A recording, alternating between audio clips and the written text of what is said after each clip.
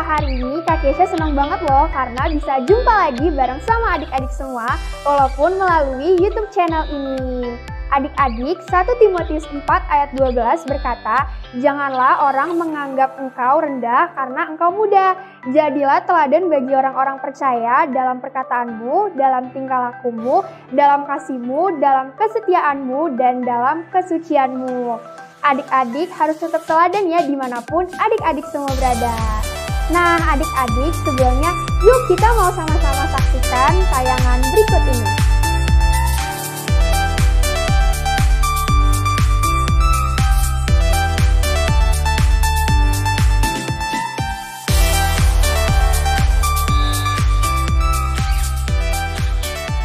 Nah adik-adik, sekarang saatnya kita mau mendengarkan firman Tuhan. Kira-kira adik-adik semua ada yang tahu gak hari ini kita mau ditemani sama kakak siapa? Nah hari ini kita mau ditemani sama Kak Firma. Hari ini Kak Firma akan menceritakan firman Tuhan mengenai Ayub dan sahabat-sahabatnya. Adik-adik semua saksikan terus ya ibadah anak online ini dari awal, pertengahan, sampai akhir. Oke? Selamat beribadah adik-adik semua. Tuhan Yesus memberkati. Shalom adik-adik. Semua bersuka cita kan? Ayo kita sama-sama memuji Tuhan.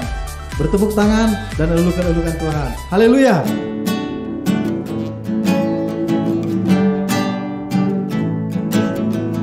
Hari ini ku rasa bahagia berkumpul bersama saudara seiman.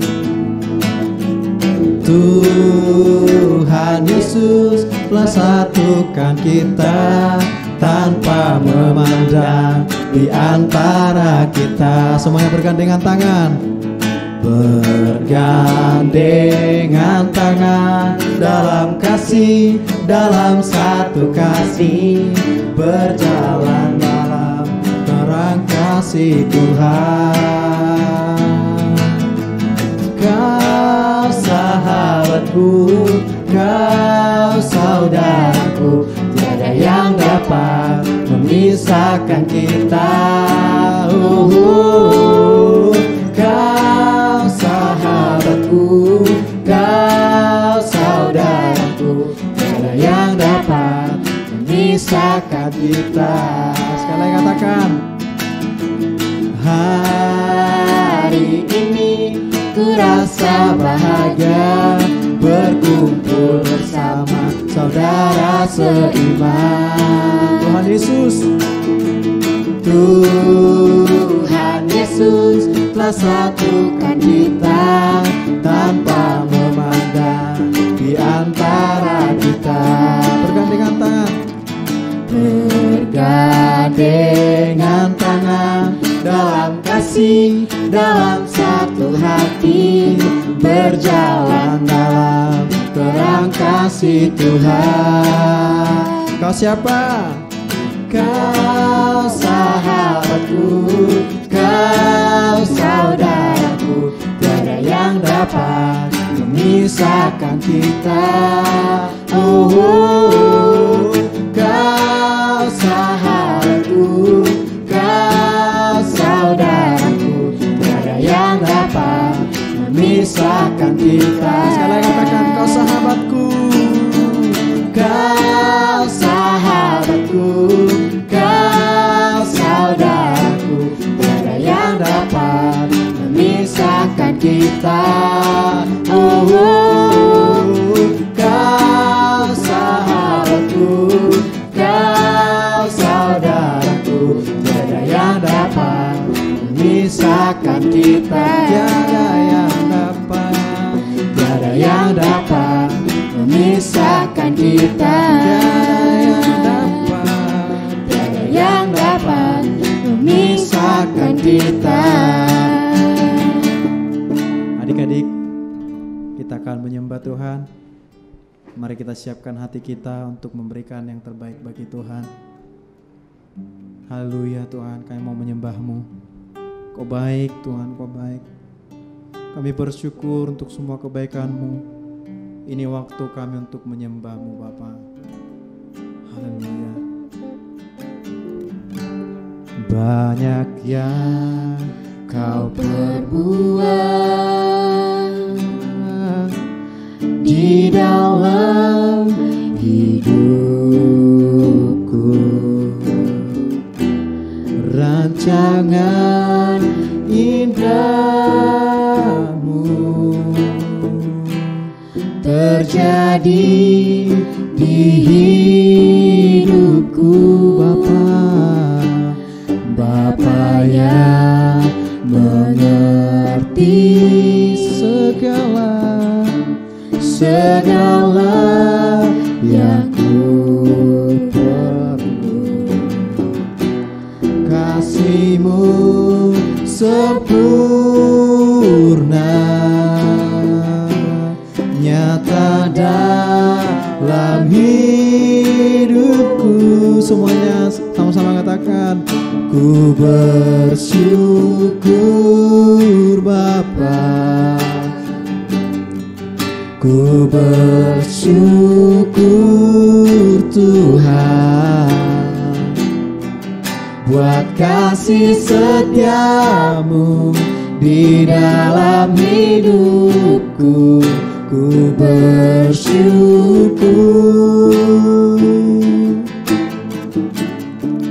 ku bersyukur Bapa,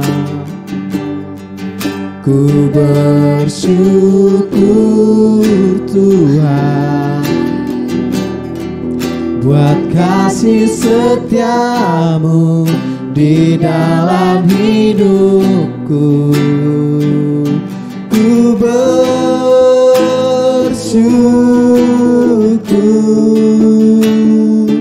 Tuhan.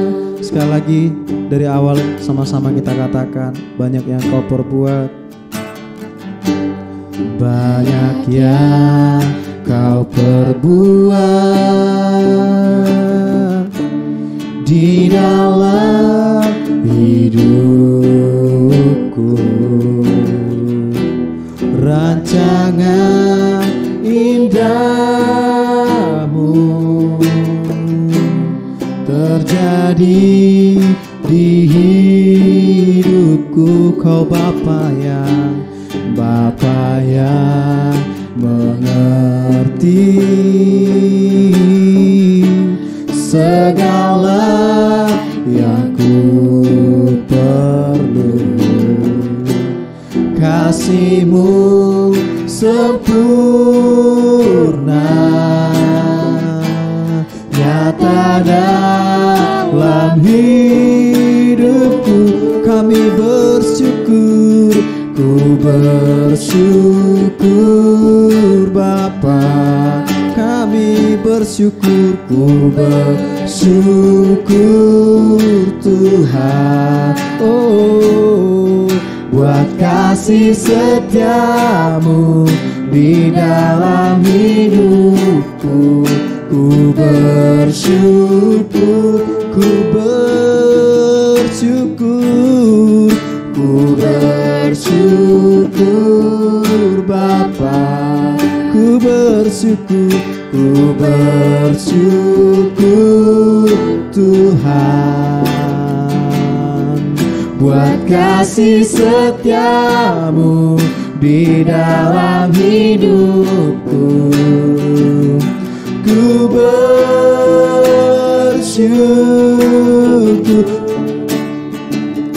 Tuhan. Sekali lagi katakan, ku bersyukur, ku bersyukur Bapa,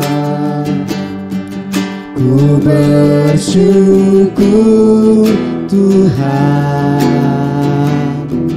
buat kasih setiamu di dalam hidupku. Ku bersyukur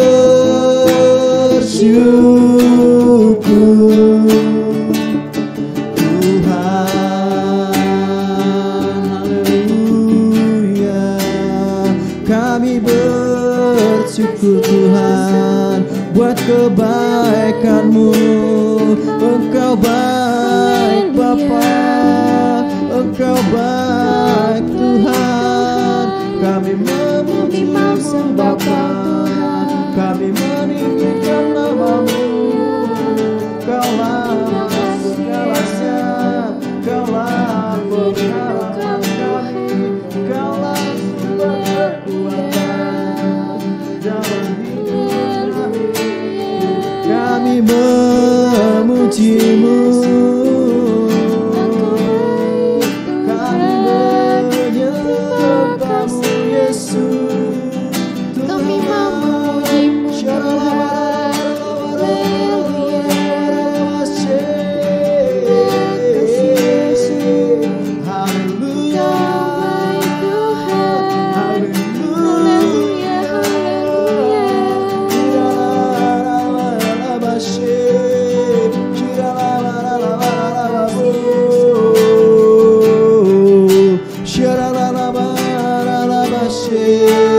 kami meninggikan Engkau Yesus Tuhan.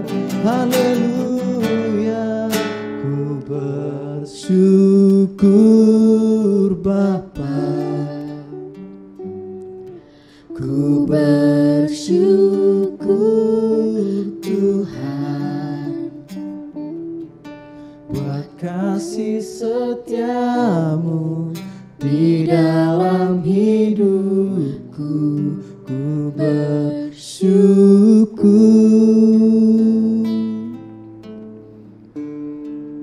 ku bersyukur Bapa, ku bersyukur Tuhan, buat kasih setiamu di dalam hidupku. Ku bersyukur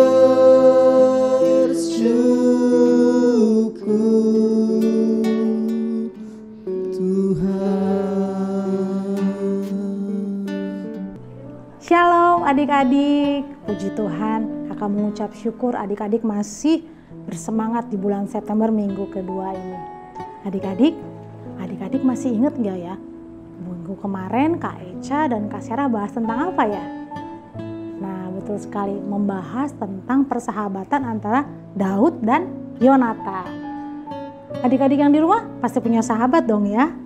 Atau jangan-jangan adik-adik punya sahabat yang sama nih, dari TK, SD kelas 1 sampai SD kelas 6, atau mungkin sampai yang SMP. Luar biasa, salut buat adik-adik semua. Nah, di dalam persahabatan pasti adik-adik pernah mengalami suka dan duka dong ya. Sama seperti kisah di Alkitab Perjanjian Lama ini adik-adik. Tadi Kak Kesya bilang kita akan membahas kisah tentang Ayub. Ayub ada di dalam kitab Perjanjian Lama adik-adik. Setelah Esther, posisinya nih ya di dalam Alkitab setelah Esther dan sebelum Mazmur. Ayub ini terdiri dari 42 pasal loh adik-adik, banyak ya. Tapi kalau adik-adik baca di kitab Ayub ini, memang ini menceritakan tentang pergumulan Ayub atas malapetaka yang dia terima saat itu. Tapi kakak percaya melalui kisah Ayub ini adik-adik semua pasti akan diberkati. Nah, kalau adik-adik pernah nonton film nih, pasti film itu terdiri dari beberapa episode ya, atau beberapa babak. Sama juga nih seperti kisah Ayub ini adik-adik. Dari 42 pasal itu, pasal 42 pasal itu dibagi menjadi 3 bagian adik-adik. Pasal pertama di sini menceritakan tentang kesalahan Ayub. Dan Ayub pun masih mengucap syukur atas awal malapetaka yang dia alami. Di pasal 2 sampai 41 disinilah pergumulan Ayub mulai terjadi. Dan di pasal 42 Tuhan memulihkan keadaan Ayub. Kitab Ayub ini dimulai ya adik-adik, kalau adik-adik coba nanti baca ya, mungkin setelah selesai ibadah ini adik-adik bisa membaca kitab Ayub dari pasal 1 sampai pasal 42. Di kitab Ayub diawali dengan percakapan atau dialog antara Tuhan dan iblis. Iblis ini sebagai penuduh atau pendakwa. Karena begini, Ayub di dalam Alkitab dikatakan adalah seorang yang takut akan Allah. Dia juga jujur, saleh, menjauhi kejahatan. Tapi iblis bilang begini, Ayub itu hanya takut akan Tuhan karena ya Tuhan melindungi Ayub. Coba deh kalau tangan pelindungan Tuhan diambil dari Ayub, pasti bentar lagi juga Ayub akan mengutuki Tuhan. Coba aja lihat. Nah, begitu adik-adik. Tapi ternyata Tuhan mengizinkan ujian ini dihadapi oleh Ayub. Setelah itu segala sesuatu yang dimiliki Ayub hilang. Anak-anaknya, harta kekayaannya. Ayub ini seorang yang kaya adik-adik. Seluruh harta kekayaannya hilang. Sudah pasti Ayub merasakan kesedihan yang begitu hebat. Dan tidak sampai di situ aja adik-adik. Ayub mengalami, Alkitab mencatat, mengalami luka barah yang busuk. Apa itu? Seperti bernanah, penyakit gatal yang berkepanjangan. Dan menurut keadaan waktu itu, Ayub itu mengalami suatu penyakit yang tidak tertolong lagi adik-adik. Nah, pada saat Ayub mengalami hal ini, Ayub memiliki sahabat adik-adik. Seperti adik-adik yang di rumah, pasti punya sahabat kan? Setelah mendengar kejadian yang dialami oleh Ayub, sahabat-sahabatnya, di Alkitab mencatat ada 3 sahabat yang datang ke tempat Ayub. Seperti misalnya ini adik-adik tinggal di Jakarta, punya sahabat yang jauh nih di luar Jakarta, ada di Bandung, di Bali, Sumatera. Setelah mendengar kondisi adik-adik yang begitu menderita, mereka langsung pesen tiket langsung ke Jakarta melihat keadaan adik-adik. Setelah teman-teman Ayub datang, tadi ada 3 orang ya, teman-teman itu kalau adik-adik baca, namanya ada Elifas orang Teman, Bildad orang Suah, dan Zofar orang Naamah. Setelah mereka datang melihat Ayub, mereka juga tidak bisa berkata apa-apa adik-adik. Karena masalahnya begitu berat. Dan mereka hanya bisa duduk diam bersama-sama di atas tanah selama 7 hari 7 malam. Alkitab mencatat seperti itu adik-adik ya. 7 hari 7 malam tidak mengatakan apa-apa. Ya, luar biasa ya adik-adik. Mungkin adik-adik pernah mengalami hal ini ya dengan sahabat adik-adik. Mungkin ada teman adik-adik yang mengalami hal yang sama, terus ada orang yang mungkin bilang, itu kan masalah yang biasa, kamu juga nanti bisa melewatinya kok. Tapi tidak dengan sahabat Ayub. Sahabat Ayub hanya diam, seperti merasakan penderitaan dari Ayub yang begitu hebat. Kemudian setelah mengamati, setelah melewati 7 hari 7 malam itu adik-adik, nah di sini nih, sahabat Ayub mulai menghakimi Ayub. Kenapa mulai menghakimi Ayub? Karena teman-teman Ayub, sahabat Ayub berpikiran, gak mungkin nih Ayub mengalami bencana yang begitu besar kalau Ayub tidak melakukan dosa besar. Pasti nih karena Ayub melakukan dosa besar nih, sampai seperti ini. Tapi seperti Alkitab bilang, Ayub itu orang yang saleh, orang yang jujur, tidak melakukan dosa apapun.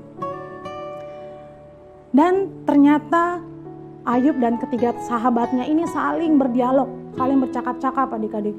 Jadi temannya yang 3 tadi itu, Elifas, Bildad, dan Zofar saling berdialog dengan Ayub mengenai kesalahan-kesalahan Ayub. Yang mereka bilang itu pasti ada dosa dari Ayub. Sampai percakapan ini adik-adik dibahas dalam 3 putaran adik-adik. Nanti adik-adik baca ya kitab Ayub ini. Putaran pertama ada di pasal 4 sampai 14. Putaran kedua ada di pasal 15 sampai 21. Dan putaran terakhir ada di pasal 22 sampai 28. Panjang sekali adik-adik percakapannya ini. Bahkan setelah Ayub mengalami masalah yang berat, ketiga sahabat Ayub membuat daftar. Daftar itu seperti kamu telah dosa apa, daftar kesalahan yang kemungkinan dilakukan oleh Ayub. Luar biasa ya adik-adik, gimana sih perasaan adik-adik kalau menghadapi seperti ini di kondisi Ayub? Pasti berat banget ya adik-adik. Kalau adik-adik sudah ada masalah, kemudian sahabat adik-adik datang, bukannya untuk merasa empati, tapi malah bilang, kamu nih pasti ada salah deh, kamu nih pasti ada dosa nih. Pasti berat banget ya adik-adik. Mungkin juga kita kesal dan marah. Saat itu adik-adik keadaan Ayub menjadi sangat kacau. Dia merasa tidak adil, emosinya juga tidak stabil, jadi dia mau marah. Tetapi akhirnya daripada mendengarkan ketiga sahabatnya, dia bilang ya udahlah, terserah kalian mau ngomong apa. Dan dia membiarkan temannya begitu saja. Sampai akhirnya ada satu lagi nih adik-adik, di pasal 32 sampai 37, datang lagi seorang sahabat Ayub, ya, namanya adalah Elihu, orang Bus. Itu dari kota yang berbeda juga ya adik-adik, bukan dari tempatnya Ayub. Kemudian Elihu ini karena dia yang paling muda, tercatat di Alkitab seperti itu, dia hanya mengamat-ngamati terlebih dahulu apa masalah Ayub, kemudian percakapan Ayub dengan ketiga sahabatnya, dan dia akhirnya berada di kesimpulan ini adik-adik, bahwa Elihu bilang kalau Ayub sebenarnya salah kalau menuduh Allah tidak adil. Luar biasa ya, walaupun muda tapi perkataannya bijaksana adik-adik. Dan akhirnya Ayub juga bertanya-tanya kepada Tuhan. Dan ternyata Tuhan menjawab Ayub loh adik-adik dengan cara membawa Ayub keliling alam semesta. Nah disinilah Ayub bisa melihat bahwa sebenarnya Tuhan itu secara detail mengatur semua kehidupan yang ada di dunia ini. Dan tidak pernah meninggalkan Ayub. Ini ada di pasal 38 sampai 41. Dan Tuhan sungguh sebenarnya memahami Ayub dengan cara yang tidak pernah Ayub pikirkan. Dan di akhir kitab ini, di kitab Ayub, seperti adik-adik yang mungkin sudah pernah baca ya, ada yang beberapa di sini kakak percaya adik-adik sudah pernah baca dari pasal 1 sampai pasal 42. Di akhir kitab ini di pasal 42, Ayub diajar untuk rendah hati. Walaupun tadi kita lihat di pasal 1 sebenarnya Ayub sudah seorang yang saleh adik-adik. Tapi di pasal 42 dia tetap diajar untuk rendah hati. Walaupun sebenarnya permasalahannya sangat berat. Nggak kebayang ya adik-adik, udah semuanya hilang, dikasih penyakit yang tadi berbau busuk tadi. Kemudian datang sahabatnya, awalnya mereka diam tapi ternyata membuat daftar kesalahan Ayub. Sepertinya sangat berat, sangat-sangat berat. Tetapi dia tetap bisa hidup dalam damai sejahteranya Tuhan.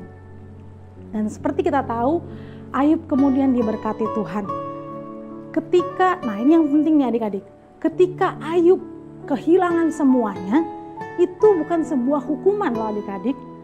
Dan ketika Ayub mendapatkannya kembali, itu juga bukan suatu atau sebuah hadiah. Karena itu adalah kehendak Tuhan. Jadi di sini bukan berbicara tentang hukuman atau hadiah, tapi itulah kehendak Tuhan adik-adik. Karena Ayub adalah seorang yang selalu mengucap syukur kepada Tuhan, baik dalam kondisi yang baik ataupun buruk. Dan ternyata Tuhan mengatakan di akhir-akhir pasal, di akhir-akhir kitab ini, dan Tuhan mengatakan sebenarnya kalau ketiga sahabat Ayub, ya, ketiga sahabat Ayub yang pertama tadi, sebelum Elihu tadi ada 3 orang kan ya. Sebenarnya Tuhan bilang mereka itu tidak berbicara yang benar tentang Allah seperti Ayub. Kemudian walaupun dia mengalami kekesalan dengan sahabatnya, tetapi Ayub datang dengan jujur kepada Allah. Datang dengan perjuangan doa adik-adik.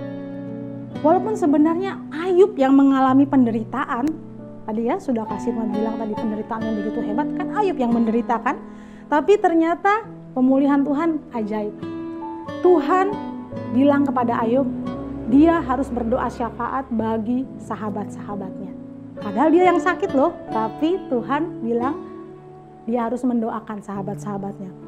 Dan setelah dia mengampuni, mencabut semua perkataan yang dia bicarakan sebelumnya, pemulihan Ayub pun terjadi. Seperti dikatakan di Ayub 42 ayat 10. Luar biasa ya kisah Ayub dari pasal 1 sampai 42. Dari kisah Ayub ini kita belajar apa?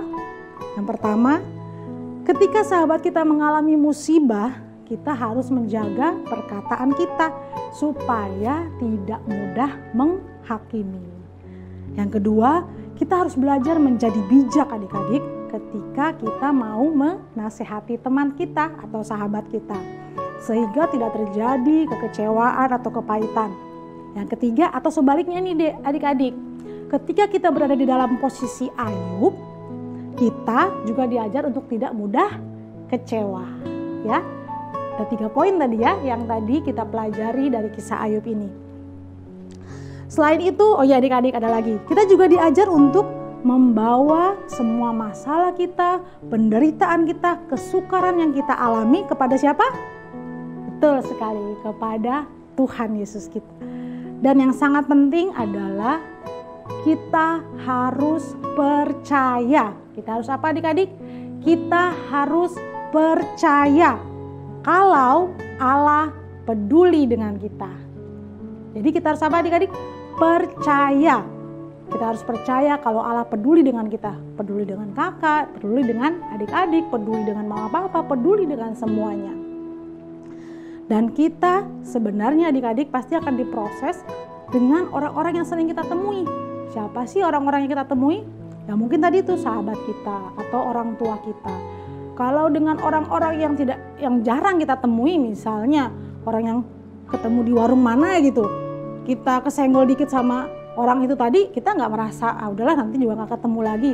Tapi kalau mungkin kita diproses dengan adik kita, dengan sahabat kita yang sering ketemu setiap hari, itu akan mengasah, menumbuhkan karakter kita menjadi sesuai karakternya Kristus. Nah adik-adik, kakak berharap kisah Ayub tadi dapat adik mengerti, dan terlebih lagi adik-adik juga selepas ibadah ini boleh membaca Alkitab di Perjanjian Lama dari pasal 1 sampai pasal 42 sehingga adik-adik bisa lebih mengerti lagi tentang kisah Ayub bersama sahabat-sahabatnya. Baik adik-adik, kakak sudah menyampaikan kisah tentang Ayub dan sahabat-sahabatnya, dan kita akan tutup dalam doa. Dan kakak percaya mungkin adik-adik yang di rumah pernah mengalami kekecewaan dengan sahabatnya atau dengan siapapun, dan kita belajar dari kisah Ayub untuk bisa mendoakan sahabat-sahabat kita, berdoa bagi mereka. Baik adik-adik, kita akan tutup ibadah kita sore hari ini dan kita akan berdoa. Bapa yang baik, kami mengucap syukur untuk sore hari ini. Di bulan September ini kami boleh dapat beribadah walaupun secara online. Kami percaya itu semua karena anugerah Tuhan dalam hidup kami. Kami boleh mendengarkan firman Tuhan, memuji, menyembah Tuhan. Terima kasih Tuhan Yesus. Sore hari ini kami telah belajar mendengar kisah tentang Ayub dan sahabat-sahabatnya.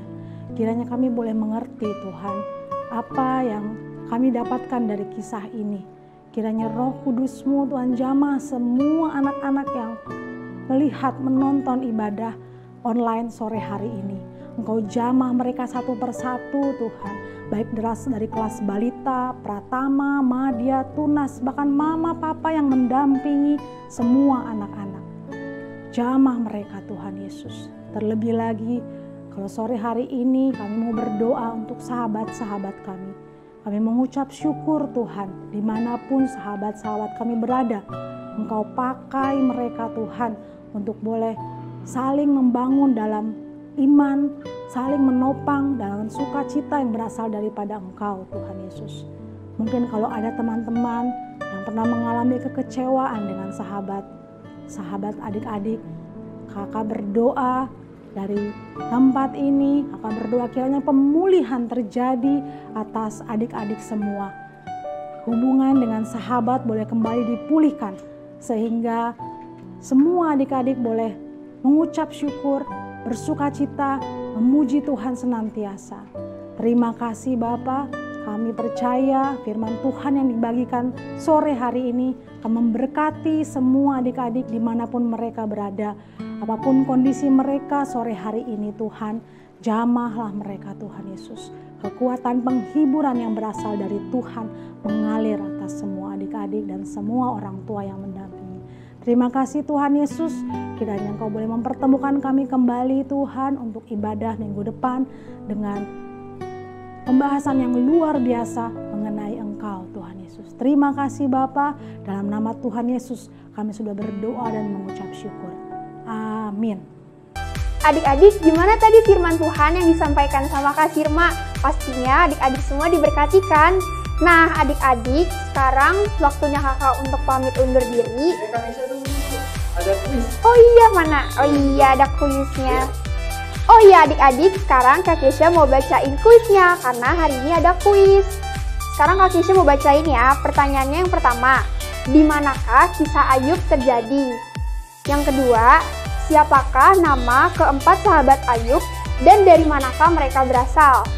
Yang terakhir, yang ketiga, ceritakan secara singkat suka dan duka yang dialami adik-adik dengan sahabat adik-adik semua. Jangan lupa ya adik-adik dijawab kuisnya dan dikirim ke nomor yang ada di bawah ini, oke? Nah adik-adik, sekarang Kak Kesha mau langsung pamit undur diri. Sampai jumpa adik-adik semua. Oh iya, jangan lupa ya buat subscribe YouTube channel GBR dan Inten. Jangan lupa di like dan di share. Sampai jumpa adik-adik semua. Tuhan Yesus memberkati.